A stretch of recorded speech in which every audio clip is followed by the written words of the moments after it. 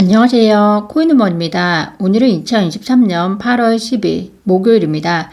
태풍에 모두 안전하시기를 바라며 구독과 좋아요, 알림 설정도 정중히 부탁드립니다. 어제 늦은 밤 882원까지 다시 반등했던 리플이 오늘 새벽 6시 기점으로 840원대까지 떨어졌다가 지금은 약 840원에서 850원 사이를 유지하고 있습니다. 오늘 이러한 갑작스러운 가격 변동성은 바로 SEC가 토레시 판사에게 리플과의 약식 판결 관련 중간 항소를 승인해달라는 요청 때문이었는데요. 항소도 아니고 중간 항소를 제기할 수 있는 조건에 대해서 제가 이전에 영상에서 한번 말씀드린 적이 있습니다. 첫 번째가 그 판결이 법의 지배적인 문제를 포함하고 두 번째가 그 문제에 대한 견해 차이에 대해서 상당한 근거가 있어야 하고 세 번째가 즉각적인 항소가 소송을 실질적으로 진전시킬 수 있는 가능성이 있어야 한다는 것인데요. 이 중간 항소를 제기하기 위해서 SEC가 이번에 선택한 쟁점은 XRP 자체가 증권이냐 아니냐에 대한 증권성 판결이 아니라 브래드 갈링하우스와 라센이 XRP를 증권이라고 충분히 인지했음에도 이를 불법으로 판매했다는 것이 이번에는 중간 항소를 위한 쟁점으로 제시를 했습니다. 토레시 판사는 이미 그 부분에 대해서는 이를 입증할 만한 증거나 정황이 없기 때문에 받아들이지 않았었는데요.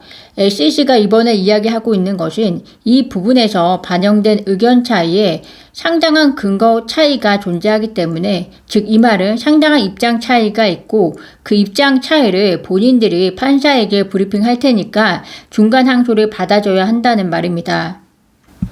그것을 위해서 새롭게 근거로 제시한 것 중에 하나가 바로 이번 테라폼랩스 판사가 주문자 프로그램 판매 판결에 있어서 토레시 판사 판결을 인용하지 않은 것이었는데요. 즉 SEC는 테라폼랩스 판사는 프로그래밍 거래에서도 증권이라고 하지 않았느냐. 그렇기 때문에 토레시 판사도 다시 한번 SEC의 설명을 듣고 판결을 재검토해야 한다. 이 말로 해석이 됩니다. 또한 SEC는 소송의 절차적 효율성을 이야기하는데요. 만약 이번 중간 항소가 받아들여지지 않고 최종 판결이 이루어진다면, 즉 최종 판결이라면 아직 판결이 진행되지 않았던 브래드 갈링하우스와 라센에 대한 판결까지 배심원 재판으로 마무리된 이후의 판결을 이야기하고 있는 것이고요. 이 판결 이후에 우리가 항소할 건데 그러면 굳이 시간만 낭비하는 것 아니냐, 그냥 중간 항소를 통해서 검토하는 것이 절차를 유용하게 활용하는 것 아니냐는 의미의 이야기를 합니다. 구독자분들은 이 중간 항소 요청을 어떻게 생각하시나요? 저는 SEC다운 접근이라고 생각이 듭니다. 처음부터 끝까지 매우 위선적인 모습을 보여주는 SEC라고 생각이 드는 게 이 소송이 2년이 넘게 진행이 되고 있었습니다. 그리고 양 당사자는 소송에서 주장하는 바를 입증하기 위해서 증거를 수집하고 제출했고요. 이 증거 중에는 최종 판결 전에 판사가 받아들인 것도 있고 받아들이지 않은 것도 있습니다. 받아들이고 안 받아들이고를 판결할 때도 판사는 다 법리적 접근을 통해서 그 근거를 제시를 했었고요. 그런데 이렇게 진행되어 온 소송을 물론 항소를 제기한 여러 가지 이유가 있었겠지만 제가 요청서를 읽어봤을 때 받은 느낌은 이런 것이었습니다.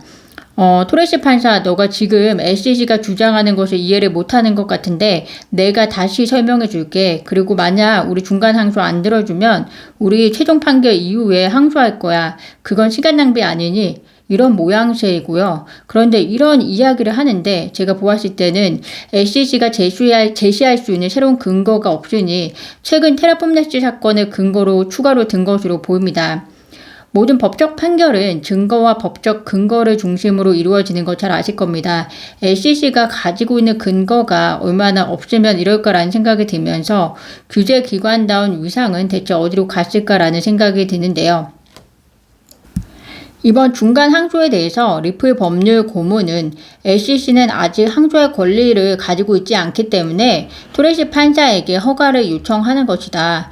리플은 다음 주에 이 SEC의 항소 요청에 대해서 법원에 답변을 제출할 것인데 계속해서 관심을 가져달라라고 이야기를 하고 있습니다.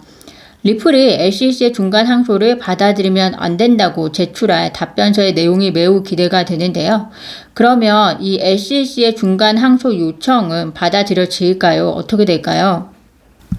폭스 비즈니스 기자 엘리노어 테렛이 자신의 트위터를 통해서 법조계 유력 인사들의 의견을 구해본 결과 SEC가 리플을 상대로 제기한 중간 항소가 법원에서 받아들여질 가능성은 높지 않다. 중간 항소 인용은 그 과정이 매우 까다롭기로 악명높다라고 밝혔습니다.